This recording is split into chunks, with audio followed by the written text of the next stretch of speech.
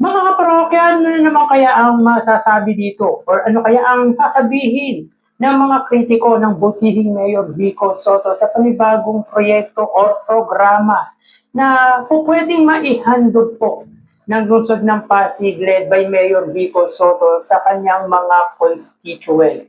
Bakit kanyo mga kaparokya? Grabe!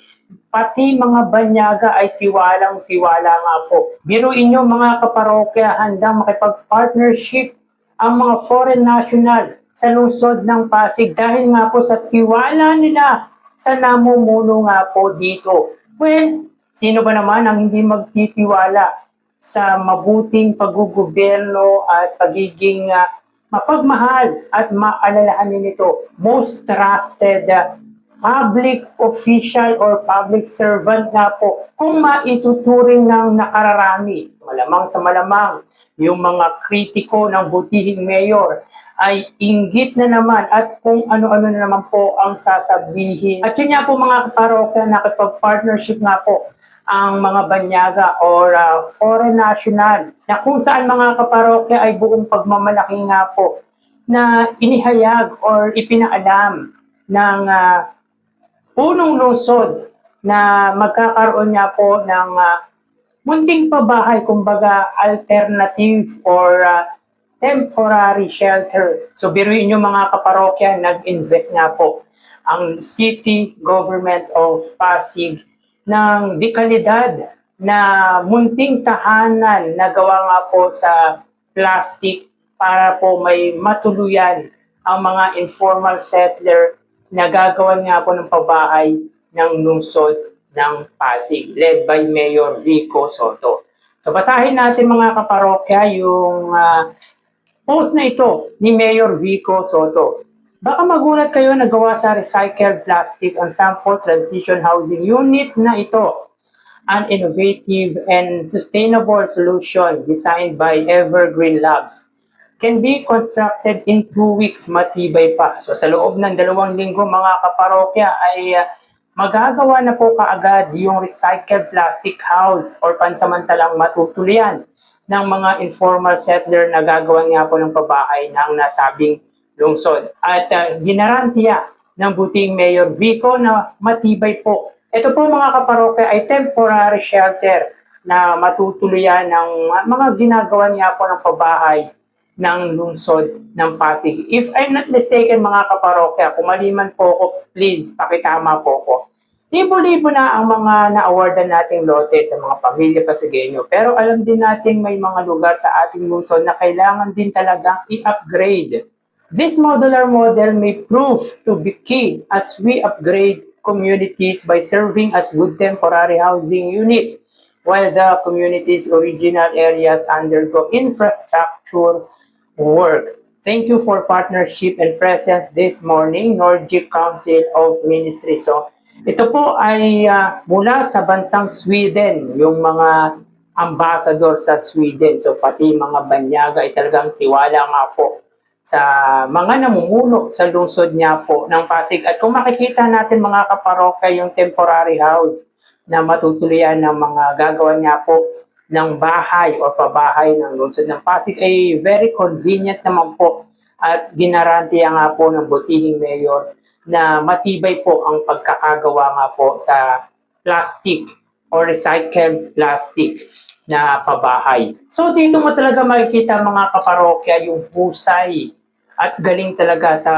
paglilingkod ng butihing Mayor Vico Soto. May kita mo na kung mag-isip po ang butihing Mayor Vico Soto ay very unique at talagang continuous yung searching nito na makahanap nga po ng mga programa na pwedeng makatulong sa kanyang nasasakupang lungsod. Tulad nga po ng temporary recycle house na matutuloyan nga po ng mga Pasigueño. Ito po mga kaparokya, kung hindi po tayo nagkakamali, ay libre po itong ipapahiram sa mga informal settler na gagawa niya po ng pabahay ng lungsod ng Pasig. At kung meron man pong bayad ito mga kaparokya, for sure ay affordable naman po siguro. Dahil hindi naman po gagawa ng mga proyekto, ng mga programa ang lungsod ng Pasig na hindi naman po afford ng mga Pasigueño. Siyempre mga kaparokya, may tulong dyan ang pamahalang lungsod ng Pasig. Pinapakita lang po talaga ng mga namumuno dito, led by Mayor Vico Soto, ang tunay na malasakit at pagmamahal sa kanilang mga constituent. Mahirap nga naman po mga kaparokya na ilayo nga po sila sa lugar na kanilang pinasanayan, lalo na kung malalayo nga po ito sa kanilang hanap buhay. Kaya continuous ang searching and learnings na ginagawa nga po ng butihing Mayor Vico Soto nang sa gayon ay maibahagi niya yung kaalaman at natutunan niya hindi lang po sa kanyang lungsod kundi pati na rin po sa mga kalapid lalawigan na namumuno po na meron pong ibang paraan na makakatulong lalo na sa mga informal settler. Well, at least mga kaparokya, sabi nga po dito ni Mayor Vico, so magagawa nga po ito within 2 weeks. At nagtatagal nga po ang pabahay or yung recycled plastic shelter na ito ng 20 years up to 30 years. So medyo matagal-tagal din pwedeng magamit yung temporary or yung recycled house nga po. At kung makikita nyo mga kaparokya, yung recycled plastic house na programa nga po ng City Government of Pasig ay mukha naman pong convenient at temporary lang po ito mga kaparokya habang ginagawa nga po yung pabahay ng City Government. Tulad nga po ng sinabi ni Mayor Vico Soto ay meron na nga po silang mga lote na ipinamahagi sa mga Pasigueño, pero yung mga ganitong uri ng programa ay malaki nga po ang maitutulong sa mga informal settler na pansamantalang mawawalan niya po ng bahay. Kumbaga mga kaparokya, tulad ng sinabi po natin, instead na ilabas po sila sa lungsod ng Pasig, ay mas mabuti na pong dito sila pansamantalang patirahin. At least mga kaparokya ay affordable naman po kung merong babayaran or kung hindi po tayo nagkakamali, baka nga po sagot na po yan ng lungsod ng Pasig. So dito makikita natin na talagang tunay na nagtatrabaho at tunay na may malasakit ang butihing Mayor Vico Soto. And ang pinaka-importante dyan or yung pinaka-highlight dyan mga kaparokya ay yung pinagkakatiwalaan, hindi lang po ng mga Pasigueño, hindi lang po ng mga Filipino, kundi even yung mga foreign national. Marami na pong mga foreign national ang naipag-partnership sa lungsod ng Pasig dahil nga po alam nila na hindi corrupt ang mga namumuno dito. At kung ako man po mga kaparokya ay isang mayaman, ay hindi po ako manghihinayang na makipag-partnership sa City Government of Pasig dahil alam kong may magandang pupuntahan ang pakipagtulungan, ang pakipag-partnership at pag-i-invest sa lungsod ng Pasig dahil nga po maganda ang sistema ng paggogobyerno dito.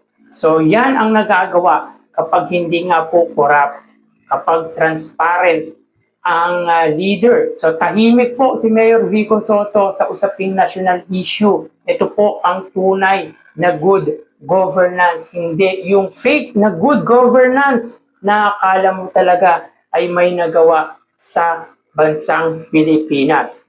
So ito po talaga mga kaparokya ang butihing Mayor Vico Soto, ang most trusted public servant dito sa bansa. Kaya ano kayang masasabi ng mga kritiko ng butihing Mayor Vico Soto na kesyo tahimik daw ang butihing mayor pagdating sa korupsyon at kung ano-ano pang mga negative ang pinagsasabi. So ngayon pa lang mga kaparokya ay marami na nga pong nag-i-invest sa City Government of Pasig.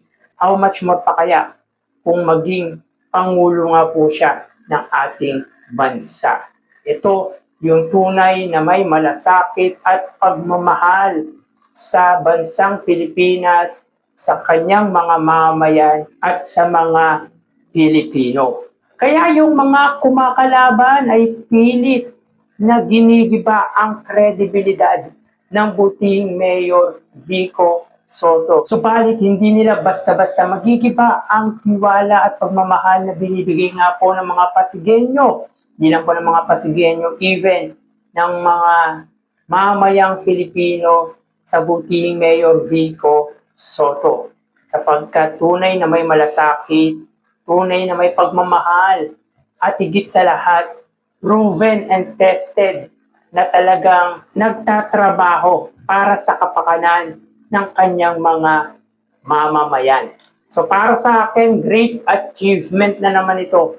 Para sa buting Mayor Vico Soto sapagkat may mga foreign national nga po ang handang makipag-partnership sa lungsod ng Pasig dahil sa tiwala ng mga ito. Of course, dahil nga po yan mga kaparokya sa mabuting paggugobyerno na pinapatupad nga po nito sa kanyang lungsod. So, iyak na naman po mga kaparokya ang mga kritiko ng butihing mayor. Another out of the box na naman po ang ginawang proyekto, ang ginawang programa ng lungsod po ng Pasig. So, hanggang dito na lang po tayo mga kaparokya. Magsingat po tayo palagi. Thank you and God bless.